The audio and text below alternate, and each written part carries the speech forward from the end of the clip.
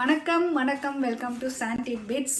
இன்றைக்கி நம்ம சேனலில் என்ன ரெசிபி பார்க்க போகிறோம் அப்படின்னு பார்த்தீங்கன்னா, பாயா, மட்டன் பாயா வித் இடியாப்பம் பண்ணியிருக்கேன்.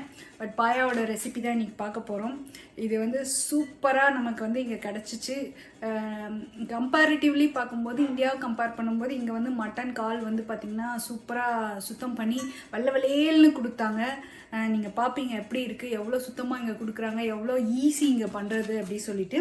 இந்த ரெசிபியும் ரொம்ப ஈஸி. இது எங்கள் அம்மா பண்ணுற ரெசிபி. கொஞ்சம் அதை நான் ட்வீக் பண்ணியிருக்கேன், சில ஆப்ஷனல் பொருள்லாம் போட்டிருக்கேன்.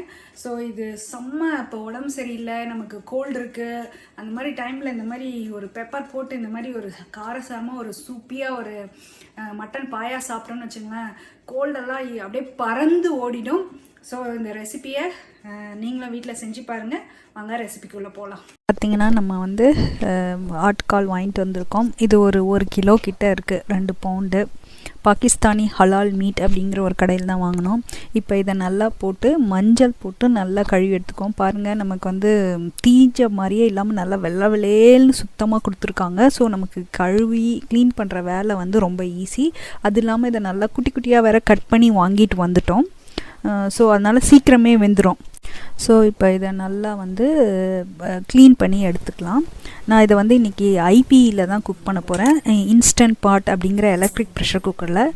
இதில் வந்து நான் என்ன பண்ணேன்னா, 1 ஸ்பூன் மஞ்சள், அப்புறம் ஒரு 2 டீஸ்பூன் உப்பு, அப்புறம் இந்த கால் முங்குற அளவுக்கு தண்ணி ஊற்றி நல்லா மூடி இதை வந்து நான் இப்போ வேக வைக்க போகிறேன்.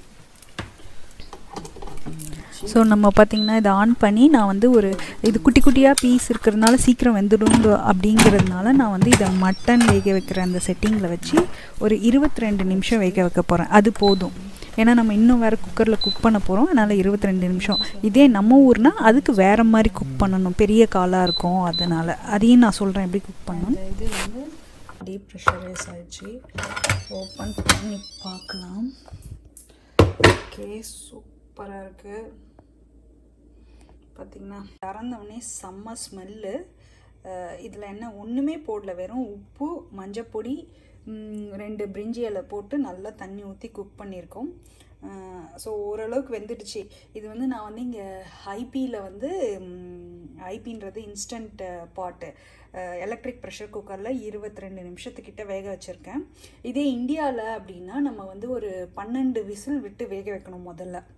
ஏன்னா வேகாது. இங்கே வந்து பார்த்திங்கன்னா மேலே இருக்க லேயர்லாம் எடுத்துகிட்டு சூப்பராக கொடுத்துட்டாங்க.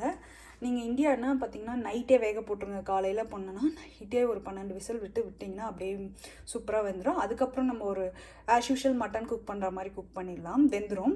அதனால் நம்ம இங்கே வந்து இது எல்லாம் சீக்கிரம் வெந்துருன்றதுனால நான் ஒரு 22 நிமிஷம் வச்சுருக்கேன். இப்போ அதுக்கப்புறம் இன்னும் ஒரு 1 hour ஒரு விசில் கிட்ட விட்டோம்னா சூப்பராக பஞ்சு போல் வெந்துடும்.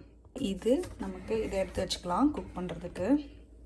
இதோட இப்போ நமக்கு வேறு என்னென்ன பொருட்கள் தேவை அப்படின்னு பார்த்துடலாம்.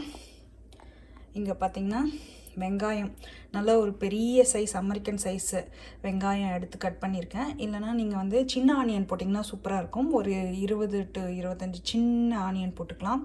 இல்லைனா மீடியம் சைஸ் ஆனியன் 2. ஏன்னா நம்ம 1 கிலோ கால் கிட்ட பண்ணுறோம். பெரிய சைஸ் டொமேட்டோ, அமெரிக்கன் பெரிய சைஸ் டொமேட்டோ ஒன்று எடுத்திருக்கேன். இல்லைனா நீங்கள் 2 to 3 தக்காளி நல்லா கட் பண்ணி வச்சுக்கோங்க. 2 பச்சை மிளகாய் கீரி வச்சுருக்கேன். இது ரொம்ப நல்லா காரமாக இருக்குது, அதனால் 2 எடுத்திருக்கேன்.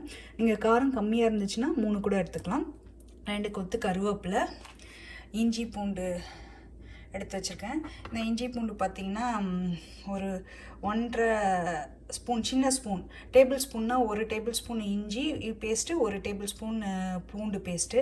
இல்லை அப்படின்னா நீங்கள் ஆர்டினரியாக நம்ம டீஸ்பூன்லாம் யூஸ் பண்ணுவோம் இல்லையா, அது மாதிரி இருந்துன்னா 1.5 எடுத்துக்கோங்க. அப்புறம் தாளிக்கிறதுக்கு பார்த்திங்கன்னா 2 துண்டு பட்டை, கிராம்பு ஒரு 4-5, 2 ஏலக்காய், கொஞ்சம் சோம்பு, 2 பிரியாணி இலை. அதுதான் தாளிக்கிறதுக்கு நமக்கு இவ்வளோ தான் தேவை. அதுக்கப்புறம் ஒரு ஸ்பூன் கிட்ட, டேபிள் ஸ்பூன் கிட்ட தனியா பொடி, ஒரு 1.5 டீஸ்பூன் கிட்ட மிளகாத்தூள், அப்புறம் இங்கே 1/2 டீஸ்பூன் மஞ்சள், இங்கே 1 டீஸ்பூன் கிட்ட பெப்பர் பொடி எடுத்திருக்கேன். நம்ம பெப்பர் பொடி தான் யூஸ் பண்ண போகிறோம், இது ரொம்ப குயிக்காக பண்ண போகிறோம் அதனால். அப்புறம் தயிர் எடுத்திருக்கோம். இது மற்றதெல்லாம் வந்து ஆப்ஷனல் தான். இது வந்து தேங்காய் பால் நல்லா திக் தேங்காய் பால் பார்த்திங்கன்னா நான் ஒரு 1/2 கப்பு கிட்ட எடுத்திருக்கேன். இது ஆப்ஷனல், வேணும்னா போடலாம், வேணாட்டியும் விட்டுடலாம். அப்புறம் புதினாவும் ஆப்ஷனல் தான், தூளாக கட் பண்ணி வச்சுருக்கேன். ஆஸ் யூஷுவல் நம்ம கார்னிஷ் பண்ணுறதுக்கு கொத்தமல்லி. இது எல்லாத்துக்கும் முக்கியமாக இன்னொன்று மறந்துட்டோம், சால்ட். அவ்வளோதாங்க. இப்போ நம்ம வந்து கடகடன் குக் பண்ண ஆரம்பிப்போம். தாளிக்கிறதுக்கு எண்ணெய் மறந்துடாதீங்க, அது ரொம்ப முக்கியம். இப்போ நம்ம ஒரு குக்கர் எடுத்து அதில் வந்து எண்ணெய் விட்டுக்கலாம். எண்ணெய் வந்து கம்மியாக விட்டால் போதும், ஏன்னா நமக்கு கொழுப்புலாம் வந்து இந்த கால்லையே நிறைய கொழுப்பு எண்ணெய் வரும். அதனால கொஞ்சம் எண்ணெய் போதும், சும்மா நமக்கு வதக்குற அளவுக்கு ஒரு டேபிள் ஸ்பூன் கிட்ட. இப்போ இதில் வந்து 2 பட்டை, நம்ம எடுத்து வச்சோம் இல்லையா தாளிக்கிறதுக்கு 2 ஏலக்காய், 2 பிரிஞ்சி இலை, குட்டி குட்டி இலை போடுறோம் பார்த்திங்களா. நீங்கள் பெரிய இலையாக இருந்தால் 1 உடச்சி கூட போட்டுக்கலாம். நான் வந்து கிராம்பை வந்து தட்டி போட்டேன், ஏன்னா கிராம்பு முழுசாக போட்டால் வாயில் தட்டுப்பட்டால் நமக்கு அந்த சாப்பிட்ற ஒரு இதுவே போயிடும். எஸ்பெஷலி பார்த்திங்கன்னா குழந்தைங்க கிட்ஸுக்கெல்லாம் பார்த்திங்கன்னா எங்கள் வீட்டிலலாம் அப்படியே கிராம்பு கடிச்சிட்டா என்னமோ கடிக்கக்கூடாத கடிச்சிட்டா மாதிரி ஒன்று பண்ணுவாங்க. அதனால நான் வந்து அதை தலையை தட்டி போட்டோம்னா வாயில் தட்டுப்படாது. இப்போ சோம்பு போட்டு பொரிஞ்சதும் பச்சை மிளகா, வெங்காயம் ஆட் பண்ணிக்கலாம். நல்லா வந்து இதை ஆட் பண்ணிவிட்டு இதை நல்லா வதப்பிக்கும். எப்பவுமே வெங்காயம் சீக்கிரம் வதக்குனா கொஞ்சம் உப்பு போட்டால் சீக்கிரம் வதங்கிடும் இல்லையா. ஸோ அந்த மாதிரி ஆட் பண்ணி போட்டு இதை கொஞ்சம் நல்லா கொஞ்சம் கலர் டிரான்ஸ்லூவன்ட் அப்படின்வாங்க இல்லையா, அந்த கலர் மாறுற அளவுக்கு நம்ம இதை வதக்கிக்கலாம். ரொம்ப வதக்கணும் இல்லை, ஏன்னா நம்ம மறுபடியும் வந்து ஒரு ப்ரெஷர் குக் பண்ண போகிறோம். ஸோ ஓரளவுக்கு வதங்குச்சுன்னா, நல்லா வெங்காயம் வந்து முழுசாக இல்லாமல் நல்லா வதங்குச்சு அப்படின்னா உங்களுக்கு வந்து குழம்பு நல்லா திக்காக வரும். இது கூடவே பார்த்திங்கன்னா ஆப்ஷனலாக நான் வந்து இந்த புதினா இலை போட்டிருக்கேன், கட் பண்ணி வச்சோம் இல்லையா. இது ஆப்ஷனல் தான், வேணும்னா போடலாம், நமக்கு போட்டோம்னா நல்லா மணமாக இருக்கும். ஸோ அதையும் போட்டு இப்போ நல்லா வதங்கிடுச்சு. இப்போ வந்து இஞ்சி பூண்டு பேஸ்ட் போட்டுக்கலாம்.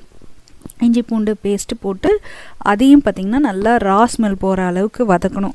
கொஞ்சம் பார்த்திங்கன்னா அடியில் பிடிக்கிற மாதிரி இருக்கும். எப்பவுமே வெங்காயம் வதக்கிட்டு இஞ்சி பூண்டு போட்டிங்கன்னா கீழே பிடிக்கும், பட் பிடிச்சிச்சேன்னு கவலைப்படாதீங்க. நம்ம தக்காளி போட்டால் அதுவே தானாக வந்துடும். ஸோ இப்போ பார்த்திங்கன்னா 1 நிமிஷம் 1.5 நிமிஷம் நல்லா வதக்கிட்டு இப்போ தக்காளி ஆட் பண்ணிக்கலாம். இப்போ இந்த தக்காளி வந்து நல்லா வந்து சாஃப்டாகி குழையிற வரைக்கும் வதக்கிக்கலாம். நீங்கள் முழுசாக போட்டிங்கன்னா அப்படியே முழுசாக தக்காளி இருந்தால் உங்களுக்கு குழம்பு வந்து கூட்டி வராது அப்படிம்பாங்க. நல்லா குழஞ்சி வரணும் குழம்பு, இல்லைன்னா வெங்காயம் தக்காளி அப்படியே தெரியும். அது வந்து குழம்புக்கு உங்களுக்கு வந்து திக்னஸோ டேஸ்ட்டோ கொடுக்காது. ஸோ இந்த தக்காளி நல்லா குழையிற வரைக்கும் நல்லா வந்துட்டு இப்போ வந்து தயிர் ஆட் பண்ணிக்கலாம். தயிர் இதுவும் ஆப்ஷனல் தான்.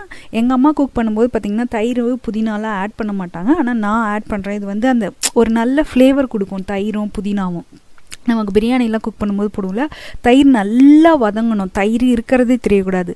அதுக்கப்புறம் நம்ம வந்து இந்த மிளகாத்தூள், மல்லித்தூள், மஞ்சத்தூள், இது 3த்தையும் போட்டு சும்மா ஒரு ஃபியூ செகண்ட்ஸ், ஒரு 15-20 செகண்டு வதக்கிட்டு நம்ம இப்போ வந்து குக் பண்ணி எடுத்து வச்சுருக்கோம் இல்லையா ஆட்டுக்கால், அதை போட போகிறோம். ஸோ ஏற்கனவே நம்ம வேக வச்சு எடுத்து வச்சது தான் அது. அதை வந்து இதை தண்ணி இல்லாமல் ஃபில்ட்ரு பண்ணி அந்த எலும்பை மட்டும் போட்டுக்கலாம். போட்டுட்டு இதை வந்து 1 நிமிஷம் வதக்குவோம். எதுக்கு அப்படின்னா இந்த எலும்போட அந்த மசாலாலாம் நல்லா சேர்றதுக்காக தான் முதல்ல இப்படி போட்டு வதக்குறோம். நீங்கள் அப்படியே மொத்தமாக தண்ணியோடு சேர்த்து ஊற்றிட்டிங்கன்னா உங்களுக்கு அந்த எலும்பில் வந்து மசாலா போகாது. ஸோ இப்போ என்ன பண்ணுவோன்னா இந்த எலும்பு வரைக்கும் போட்டுட்டு இந்த மசாலாவோட ஒரு நிமிஷம் 1.5 நிமிஷம் நல்லா அப்படி பெரட்டி விட்டிங்கன்னா அந்த மசாலா காலில் நல்லா சேர்ந்துடும்.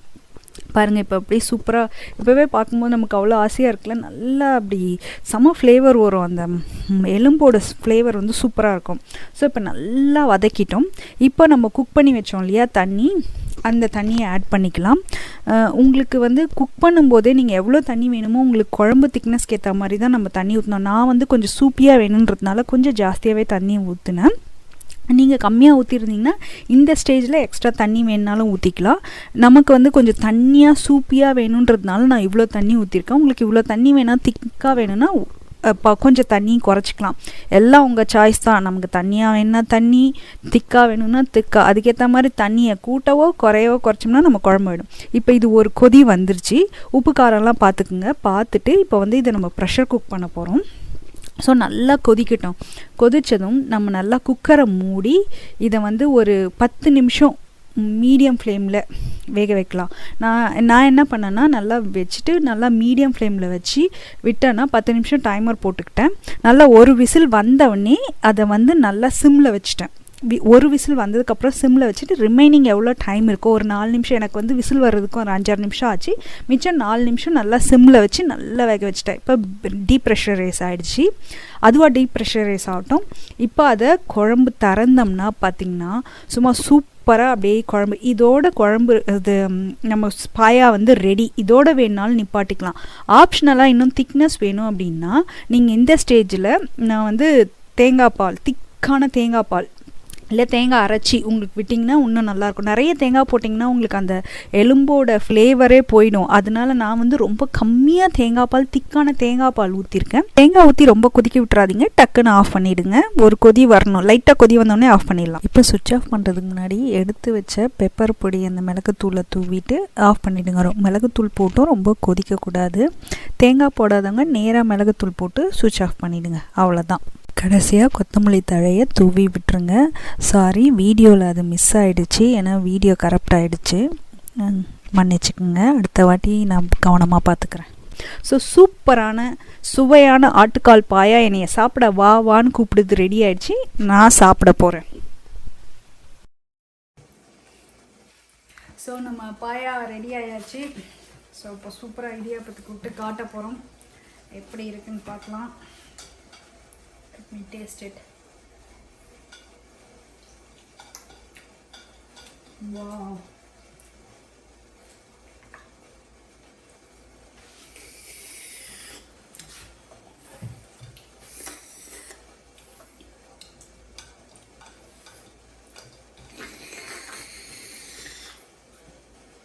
சூப்பராக இருக்கு.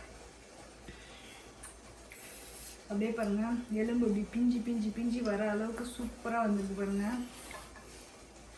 சி எப்படி பிஞ்சி அழகாக வந்து நல்லா வந்திருக்கு, சூப்பராக இருக்குது, செம்ம டேஸ்ட்டு.